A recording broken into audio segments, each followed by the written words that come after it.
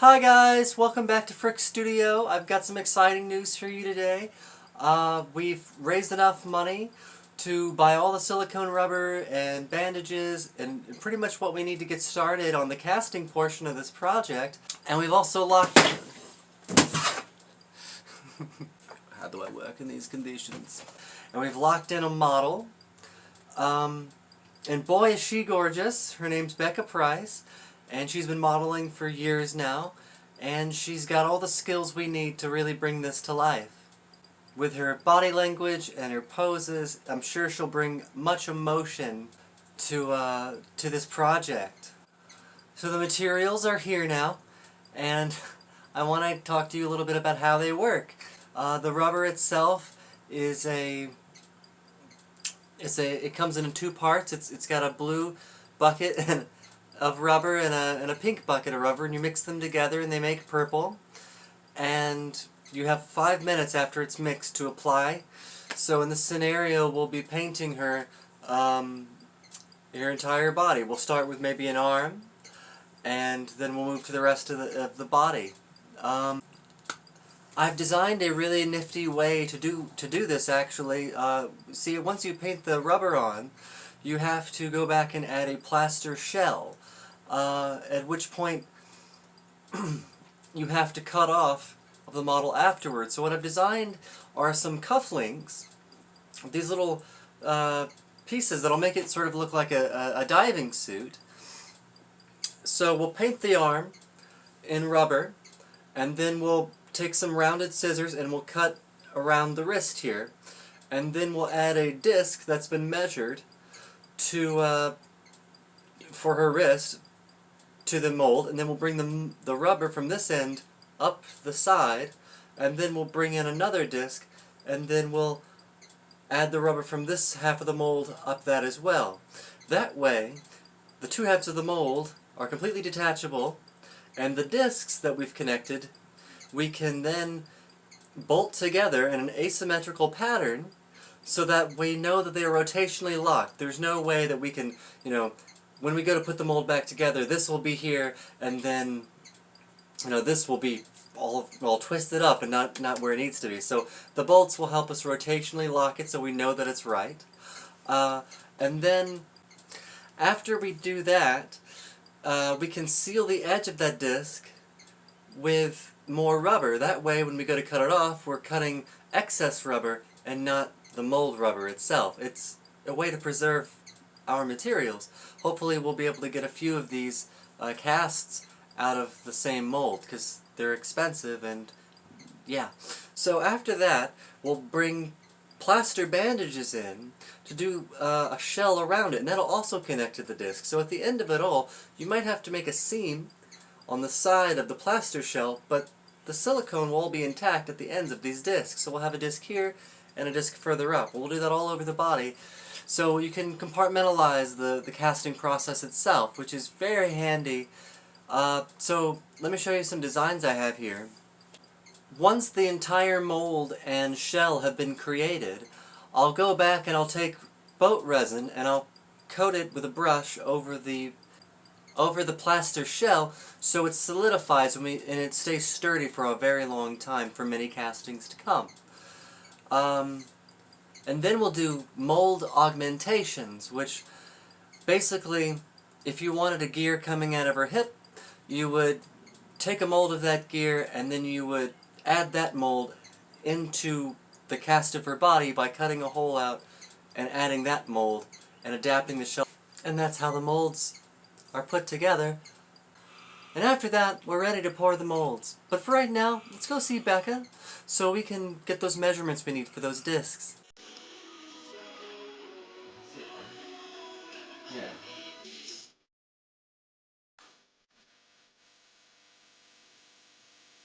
Big gap, I can close that in a second. Get the circle kind of put together.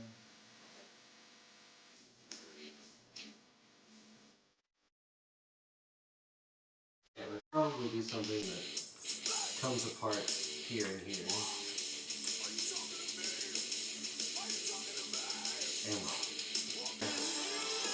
And of course it's poking out, it does not.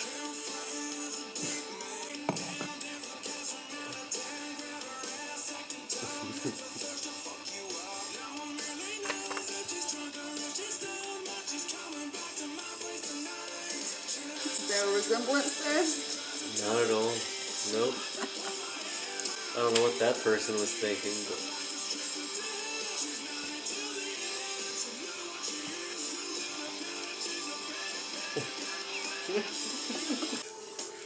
I guess, yeah. I might as well just put my things in that corner over there.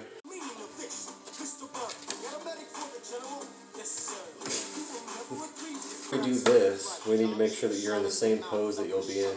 Right. That way the muscles are at the same width. Right. Yeah. This one would just kind of be for like Yeah. supporting. And so this one's out. This one would be out. I think this is a pretty cool looking like pose. What do you think?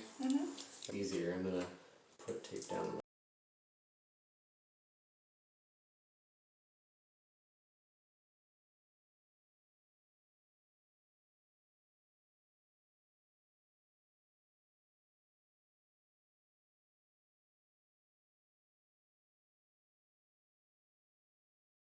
It's real long time. Yeah, I might have to change those up just because I want to go on time. Your arms? Legs. Legs. But that would be your longest thing. And once we plastered your butt, we could probably put the thing back on it, the sheet, the seat that you're gonna be sitting on. And then once we got up to the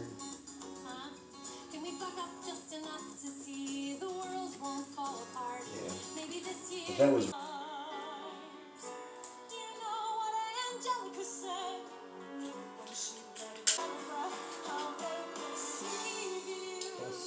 yeah, I think I can make that work.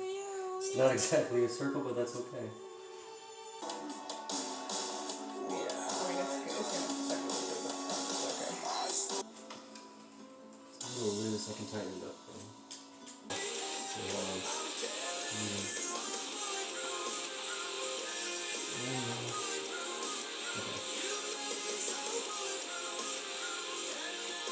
Sorry, I'm trying to get this tape.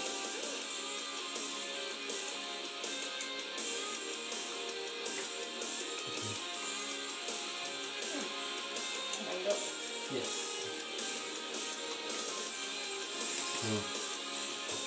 We might have to loosen that a little to get your ankle out. Yeah, honestly, really cutting. Or you mean?